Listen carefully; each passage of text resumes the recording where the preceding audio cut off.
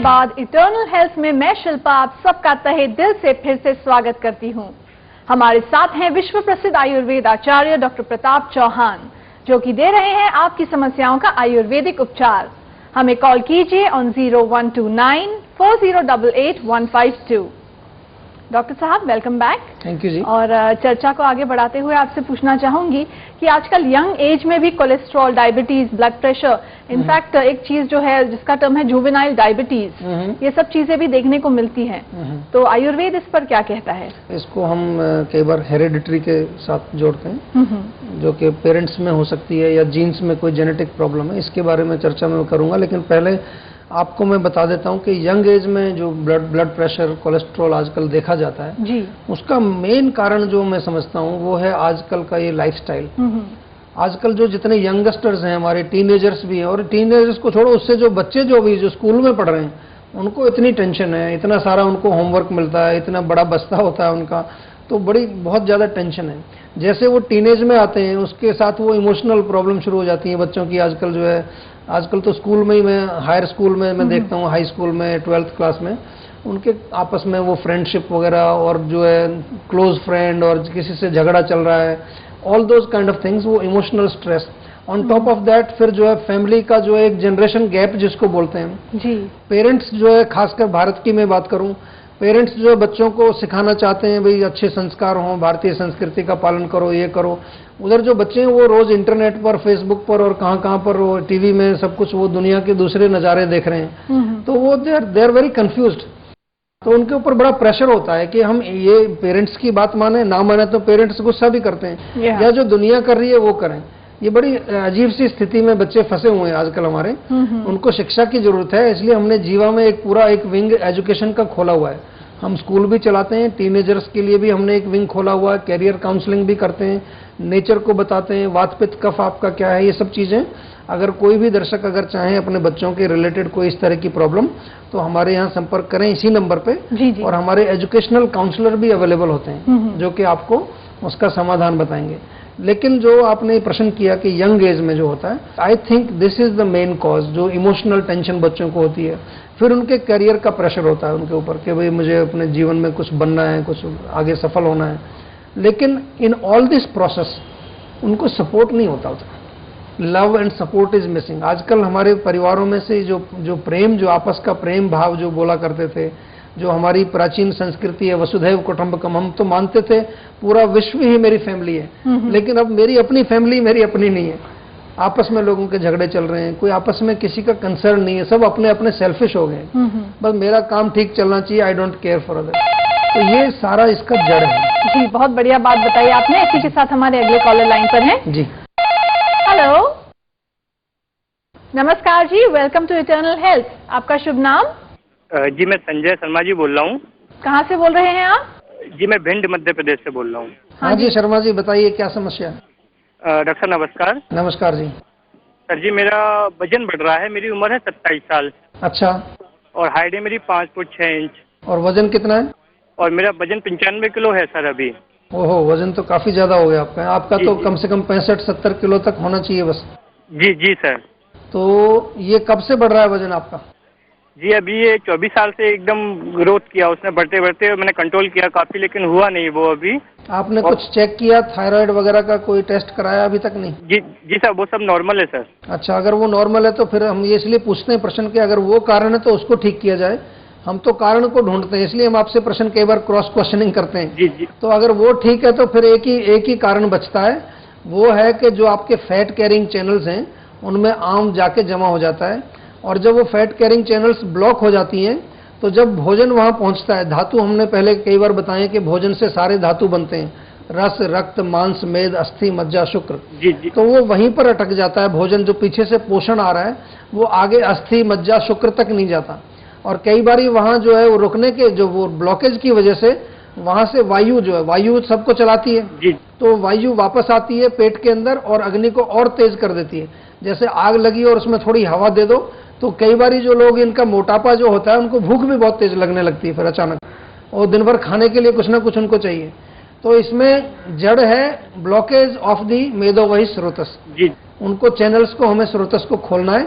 इसके लिए हमारे आयुर्वेदा में एक तो बहुत अच्छी जड़ी बूटियां हैं, बल्कि आपको और भी कुछ नहीं तो जीवा में एक हमने ओबेसिटी का हेल्थ केयर पैक बनाया, पूरा पैकेट है, उसमें एक चाय है, टैबलेट है, पाउडर है, बहुत इफेक्टिव है। 1 महीने का पूरा पैक मिलता है आपको, वो आप तुरंत ऑर्डर करो, उसको जो 1 महीना सेवन करेंगे तो आपको उसी में लाभ दिख जाएगा। और अगर आपको 4-5 महीने भी लेना पड़े तो हर महीने मंगाते रहिए। साथ में जो है डॉक्टर के साथ फॉलोअप रखिए। आपको अगर कोई और भी समस्या है, कोई और प्रश्न आपके आते हैं तो हमारे डॉक्टर आपके संपर्क में रहते हैं। लेकिन इसके साथ साथ अपने भोजन का ध्यान करिए, अपनी एक्सरसाइज रेगुलर रखिए, खान पान में जो है मिठाई, मिल्क प्रोडक्ट्स या बहुत ज़्यादा तली हुई चीज़ें, ऐसी चीज़ों का सेवन आपको नहीं करना है, नॉनवेज नहीं खाना है, और ज़्यादा ये आपको जो है थोड़ी सैर और एक्सरसाइज जरूर करनी चाहिए। ठीक है जी। तो जीवा, हाँ जी, जीवा आयुर्वेद में इसका बहुत अच्छा उपचार मौजूद है, प्लीज उसे अपनाइए, हमारे डॉक्टर से संपर्क करके इसका लाभ उठाइए। ठीक है जी, थैंक यू, गुड बाय। जी डॉक्टर। तो डॉक्टर साहब, ओबेसिटी की प्रॉब्लम थी इनको, और ओबेसिटी पर तो हम थोड़ी देर बाद में आपसे सवाल पूछूंगी, लेकिन फिलहाल आप बता रहे थे कि यंग एज में किस तरह लोगों को कोलेस्ट्रॉल और ये सारी प्रॉब्लम मैं बता रहा था। और इसमें आपने कहा कि जेनेटिक, कई बार बोल देते हैं लोग इसको, इसलिए मैंने कहा था कि जेनेटिक बाद में बताएंगे। जी जी। तो कई बार हमारे पास भी आते हैं पेशेंट, तो मैं पूछता हूँ भाई आपको ब्लड प्रेशर है, कह रहे सर वो तो जेनेटिक है, मेरे पिताजी को भी है।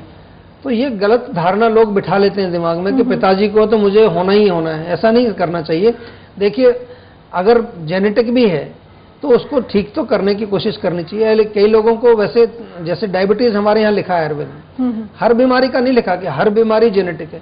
आजकल तो ऐसे भी पेशेंट आते हैं कि जी मेरी मदर को कैंसर था तो मुझे भी जो है डर है कि कैंसर ना हो जाए मुझे, या डॉक्टर ने मुझे बोला है कि आपको भी हो सकता है, पहले से ही बोल दिया, उसको पहले ही डरा दिया आधा। तो ये गलत तरीका है। हम तो आपको यही कहते हैं कि कारण को समझो, वात पित्त कफ को समझो, रजस और तमस गुण को जो है डाउन रखो, सत्व गुण को बढ़ाओ, अग्नि को प्रदीप्त रखो, अपने मल को शुद्ध रखो, वही हमारा समदोषा, समधातु, समाग्नि, मला क्रिया।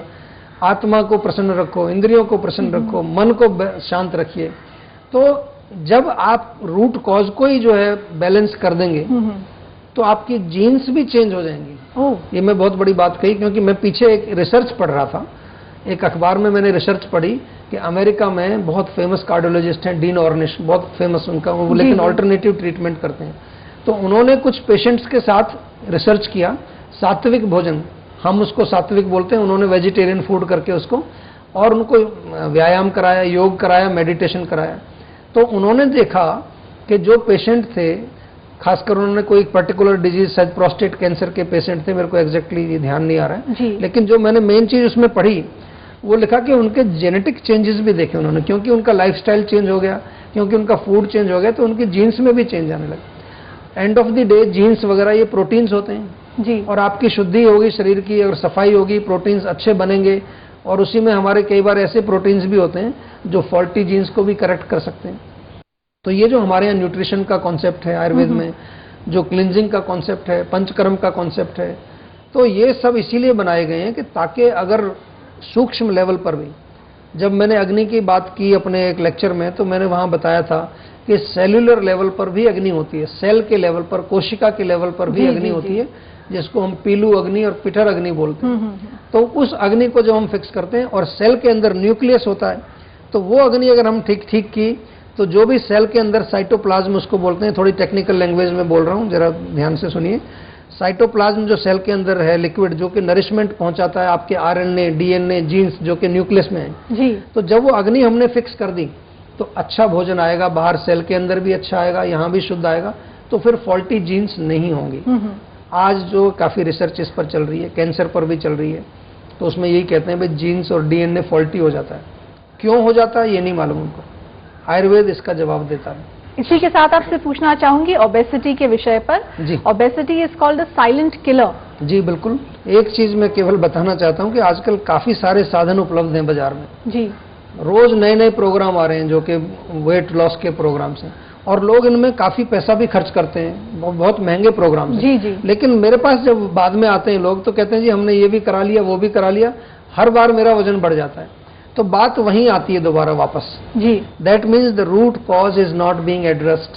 हम लोग केवल ऊपर ऊपर से, अब तो ऑपरेशन भी कराते हैं लोग, वो काट के फैट निकाल देते हैं पूरा। जी जी। अमेरिका में और विदेशों में ऐसा काफी पॉपुलर चल रहा है। लाइपोसक्शन होता है, क्या क्या चीज चल रही है जी। लेकिन जब तक आप जड़ को ठीक नहीं करोगे, आम बनना बंद नहीं करोगे, अपने फैट कैरिंग चैनल्स को जो ब्लॉकेज है उसको साफ नहीं करोगे, वो दोबारा हो जाएगा, 1-2 साल में फिर दोबारा हो जाएगा। तो ऐसा नहीं करना है, इसको प्रॉपरली चिकित्सा इसकी करनी चाहिए, तो फिर आप जो है इस साइलेंट किलर डिजीज से बिल्कुल बचे रहेंगे। जी, बहुत बढ़िया बात बताई। और हमारे एपिसोड का वक्त समाप्त हो रहा है, तो प्लीज हमारे दर्शकों को कोई संदेश दे दीजिए। देखिए, आज का जो सब्जेक्ट था हमारा, जो ये लाइफस्टाइल डिजीज का, तो मैं यही कहूँगा कि आप दिन भर जो है जो भी कार्य करते हैं आयुर्वेद के अनुसार करिए, दिनचर्या के अनुसार करिए, ऋतुचर्या के अनुसार करिए, खाना पीना अपना शुद्ध रखिए, अपना माइंड को रिलैक्स रखिए और अपना जो लाइफस्टाइल है उसको एक अच्छा लाइफस्टाइल बनाइए, तो आप इन बीमारियों से बचे रहेंगे। वरना तो ये बीमारी बस आने वाली है, आप समझ लीजिए दरवाजे पर खड़ी है, वो बिल्कुल नॉक कर रही है। बहुत लोगों को मालूम भी होगा कि नॉक कर रही है। जो गैस बनती है पेट में, भारीपन होता है, पेट साफ नहीं होता है, जलन होती है, that means cholesterol, blood pressure और डायबिटीज ये खड़े हुए तैयार, घुसने वाले हैं अंदर आपके। तो इसको फिक्स करिए तुरंत।